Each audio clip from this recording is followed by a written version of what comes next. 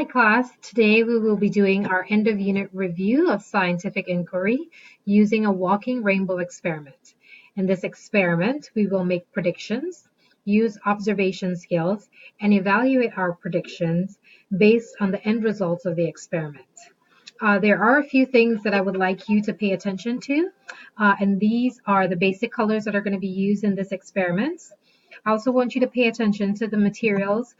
Those would be the cups that we're using, the amount of water in each cup, and the paper towels that they are going to use. So what I'm going to do now is I'm going to play this video, and I want you to pay attention, see what they're doing. So the person in the video is pouring equal amounts of water in 3 of the 7 cups. Next, they're going to use the same type of paper towel for each cup, and they're going to fold it in a specific way so that half of the paper towel is in one cup while the other half gets placed into the other cup. Next, what the kids are doing in the video is they're placing equal drop amounts, which I think are the 3 to 4 drops of the primary colors into um, 3 or 4 of the 7 cups. So they're going to use colors red, yellow, and blue.